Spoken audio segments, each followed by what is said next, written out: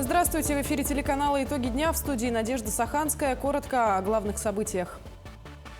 В Якутии продолжает действовать режим чрезвычайной ситуации межрегионального характера, введенный из-за лесных пожаров. Расскажем, какие меры по безопасности принимаются в непростых условиях.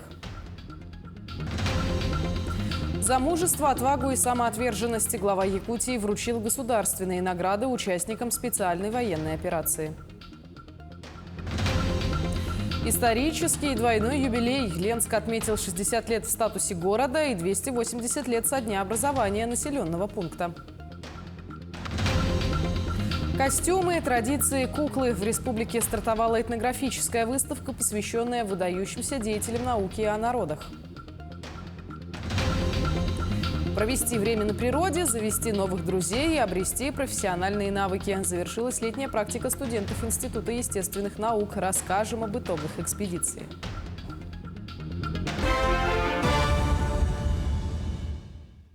В Якутии продолжает действовать режим чрезвычайной ситуации межрегионального характера, введенный из-за лесных пожаров. Большинство находится в зонах контроля, преимущественно в горах. Большинство возгораний в Алданском районе, в Усть-Майском и Нерюнгринском районах. Сегодня состоялось заседание комиссии по предупреждению и ликвидации чрезвычайных ситуаций и обеспечению пожарной безопасности.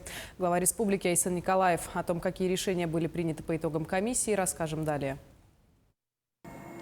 С начала сезона на территории республики было зафиксировано 427 лесных пожаров.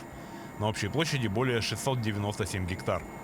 К сегодняшнему дню количество пожаров и их площадь значительно сокращены до 121 пожара на площади 494 гектара. Наиболее напряженной остается ситуация на юго-востоке региона, а также в Колымской группе районов.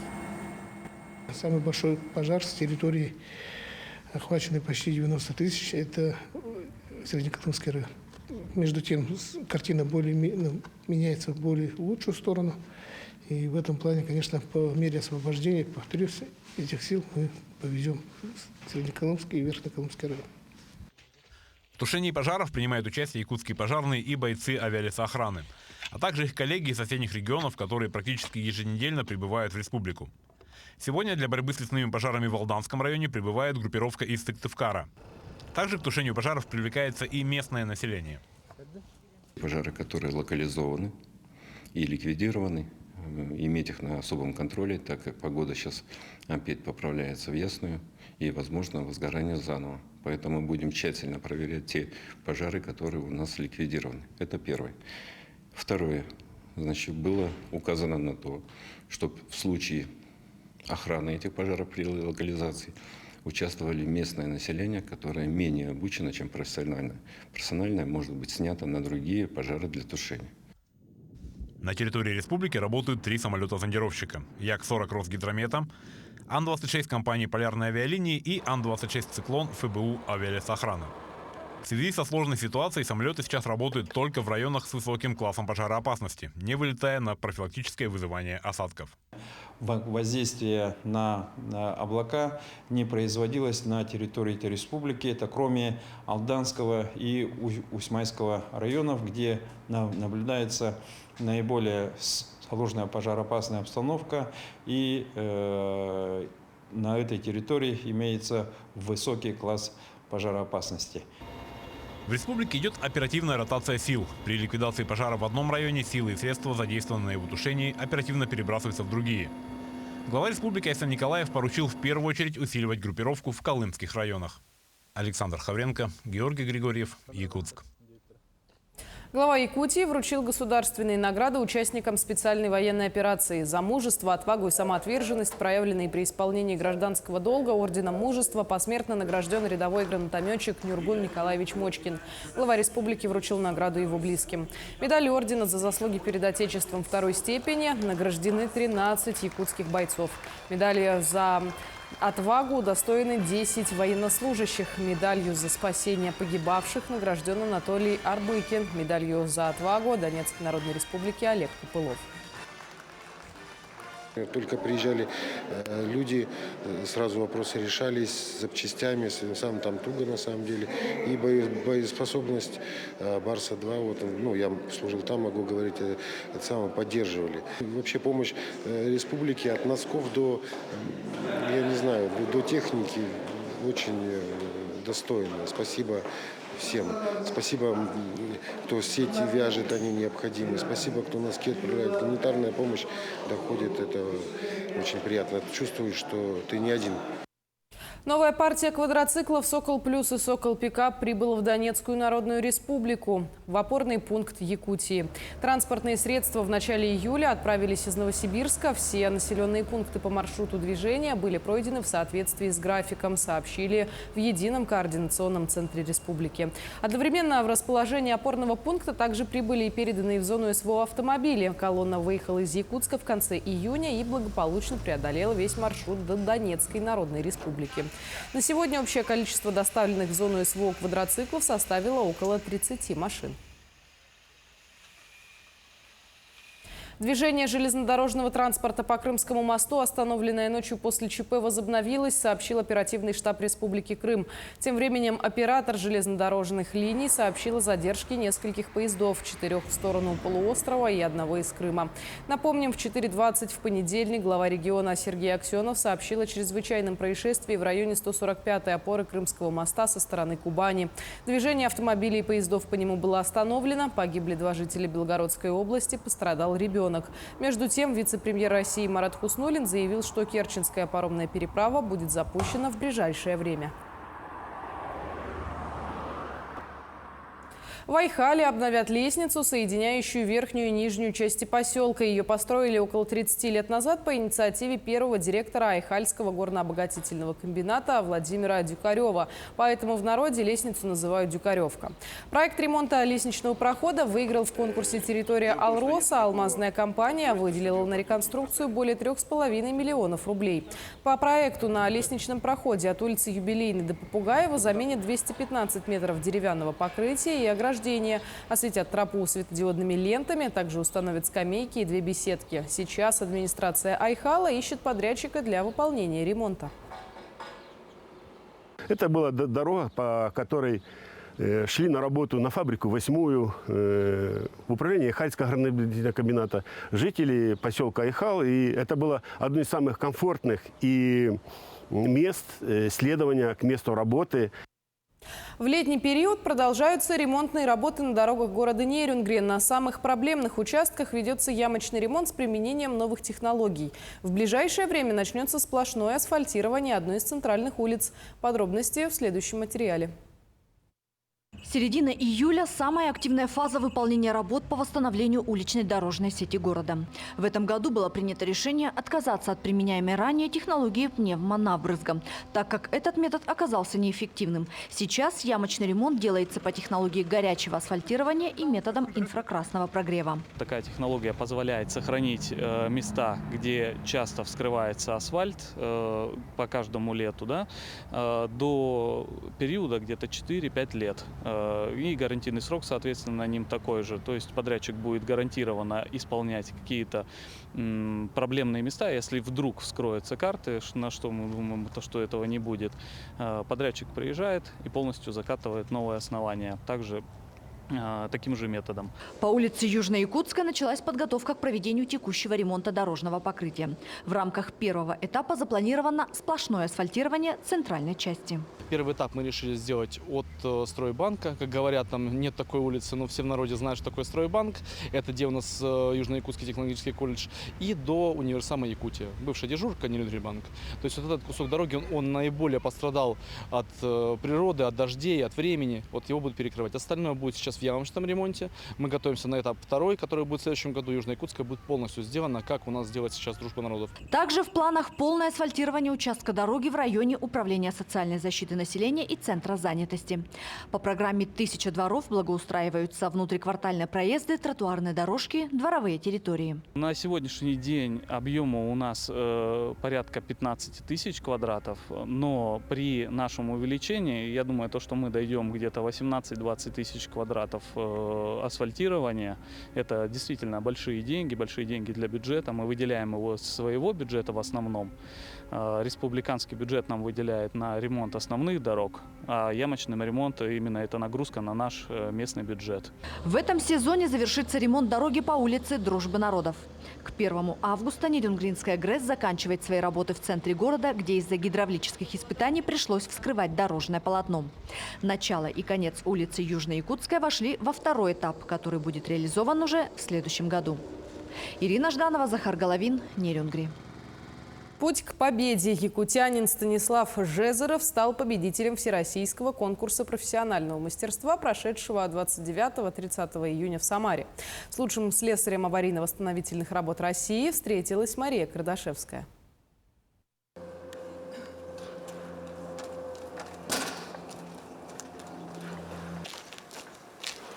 Станислав Жезеров начинал свою работу молодым плотником в ГУП ЖКХ родного поселка Хандыга.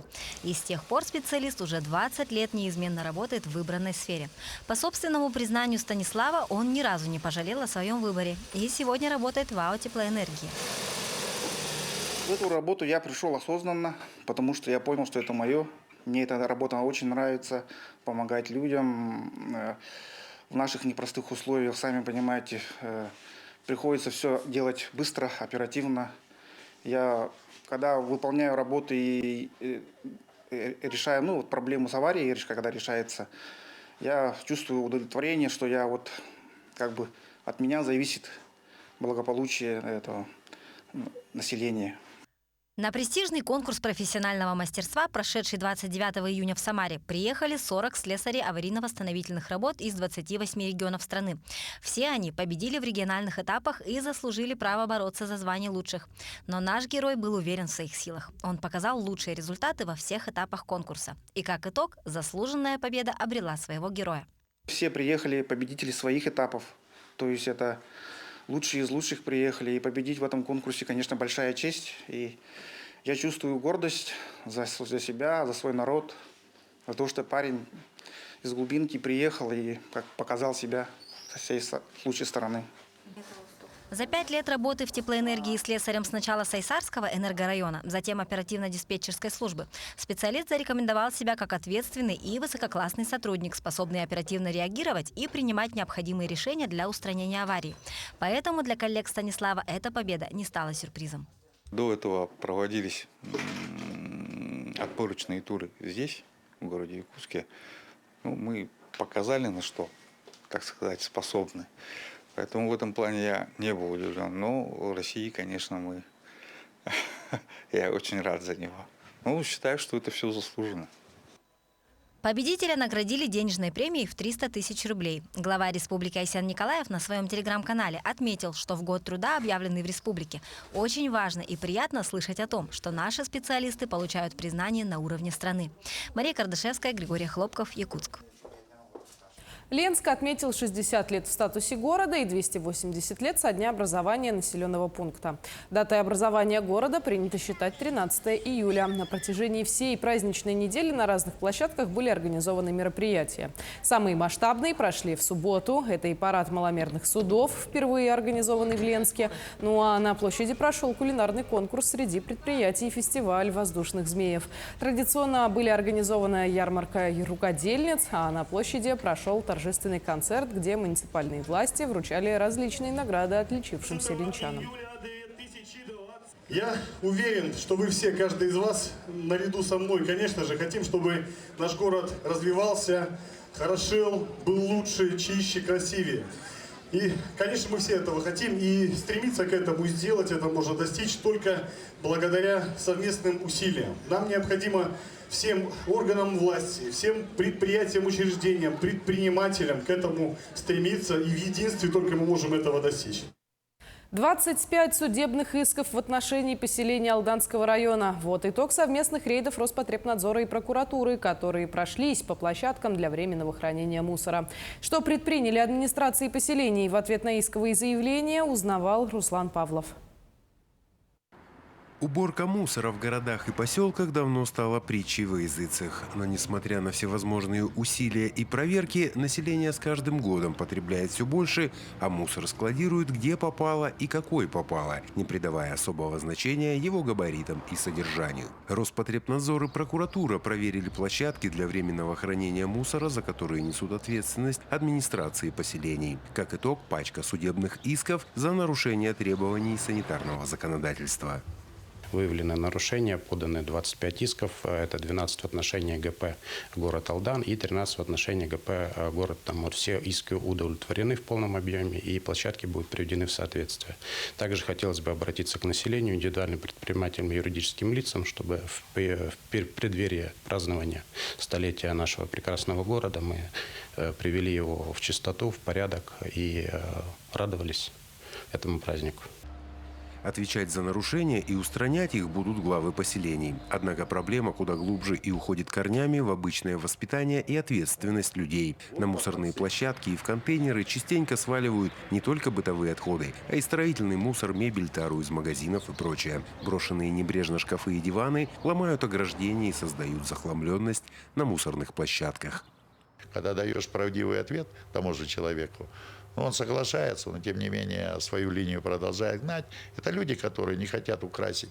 И предпринимательский состав есть, которые не хотят побелить или помыть там свой фасад, рекламу заменить. Объемы мусора очень большие в городе, поэтому региональному оператору указано на слабый фронт работ с частным сектором, да.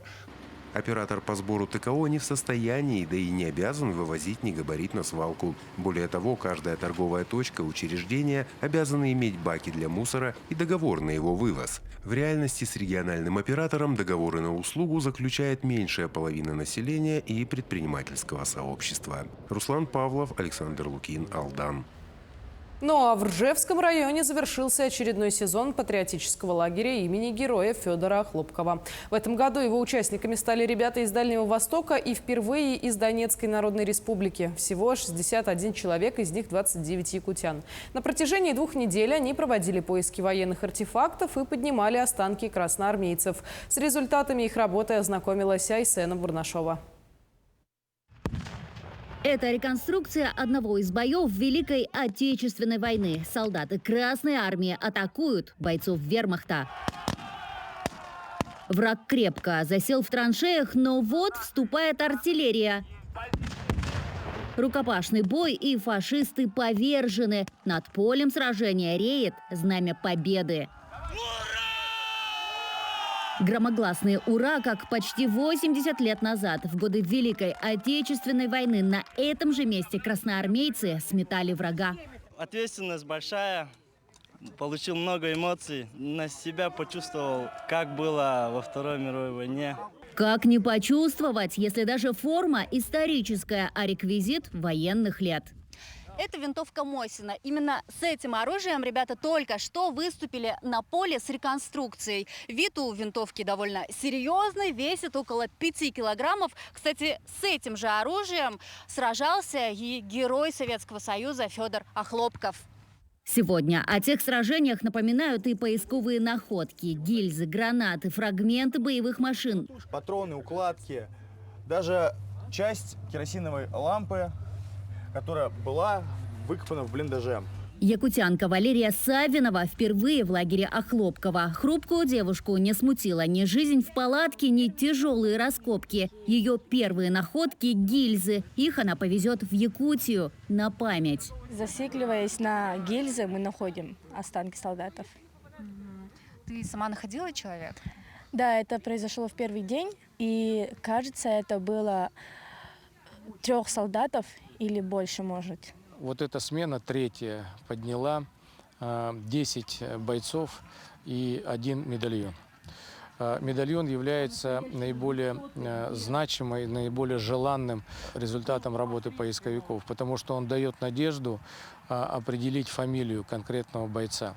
10 бойцов – это целых 10 жизней. Например, в прошлом году ребятам удалось поднять останки 2 красноармейцев. Впереди долгая работа по восстановлению имен найденных солдат. Позади трудовые будни. За 2 недели поисковики стали одной семьей. Дальневосточная смена впервые собрала и ребят из Донбасса.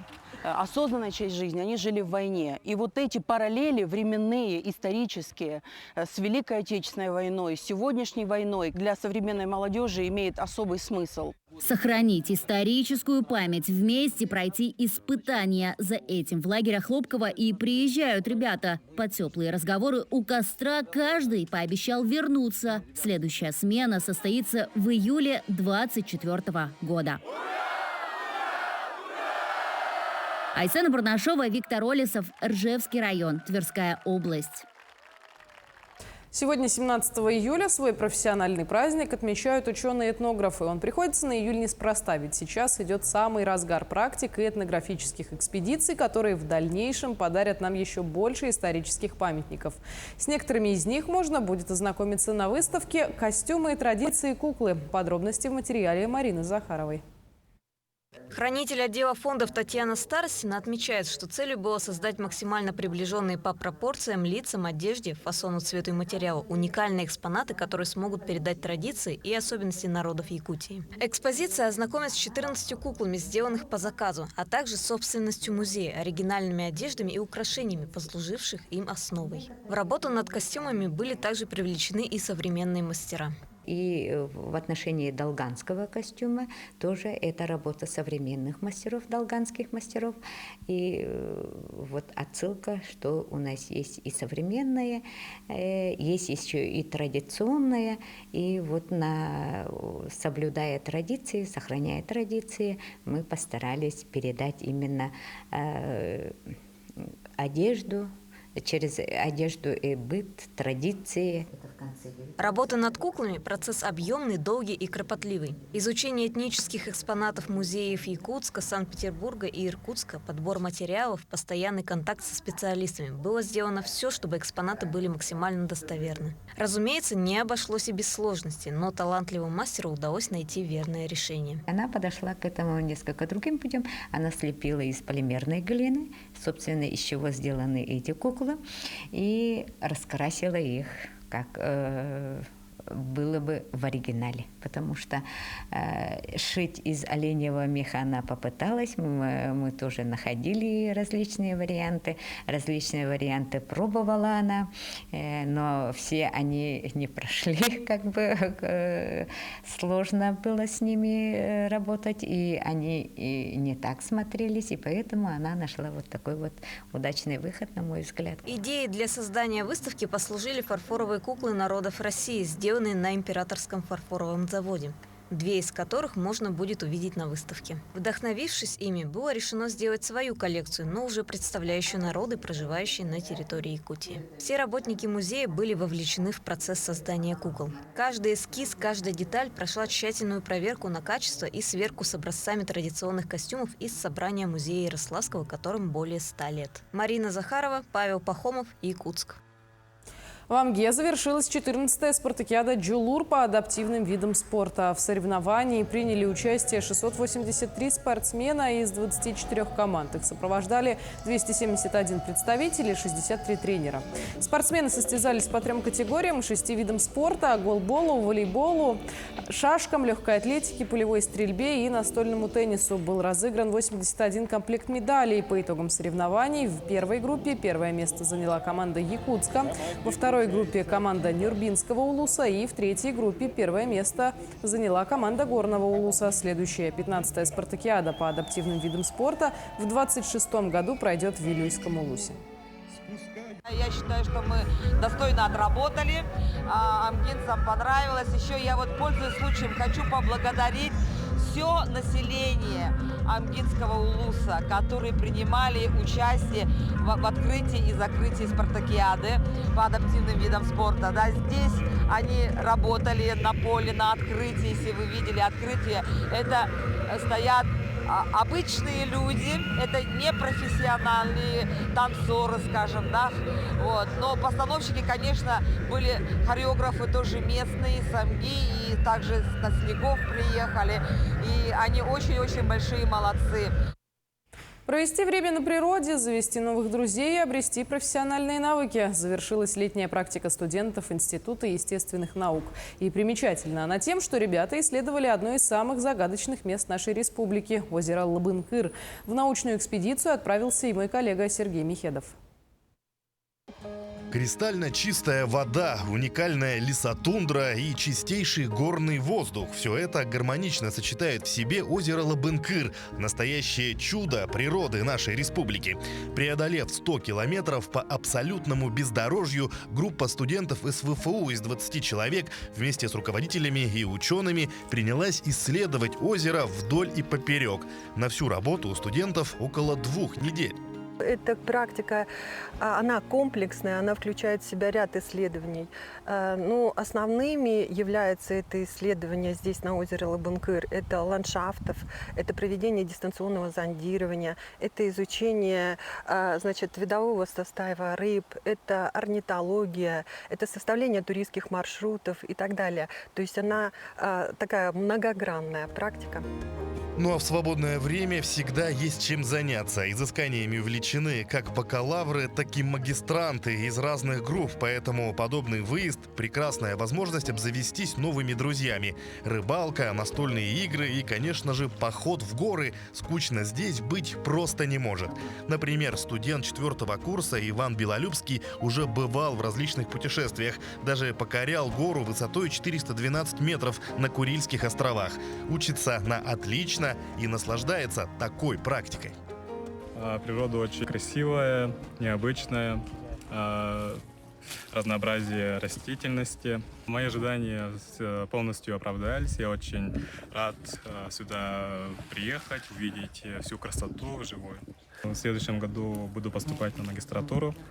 Попробуем центральные вузы и СВФУ тоже подам документы. Александр Громов, студент-магистрант, рассуждает целенаправленно. Говорит, заниматься нужно тем, что ты любишь. Прошел через несколько попыток учебы в среднеспециальных заведениях и остановился на высшем образовании по направлению гидрометеорологии. Поступил в магистратуру, теперь изучает туризм и развивается в этом направлении. Сейчас я работаю, получается, у местного туроператора. По Якутии. Мы организуем тоже туры по Якутии. Я сейчас являюсь инструктором-проводником пешеходного туризма и трекинга. Вот. Ну, а также тоже бывают и сплавы тоже. И наберусь опыта. И, наверное, а скорее всего, я открою свое дело. И хочу развивать туризм у себя в родном Омском районе. Практика на озере Лабынкыр не пройдет бесследно. Собранная информация станет основой для бакалавров в их квалификационной дипломной работе. Кроме того, появится возможность выступить на всероссийской научной конференции, посвященной как раз полевым исследованиям. Ну и, конечно, останутся в памяти незабываемые дни, проведенные в кругу единомышленников и друзей. Сергей Михедов, озеро Лабынкыр, Эмяконский улус. Это все новости. Оставайтесь на нашем канале.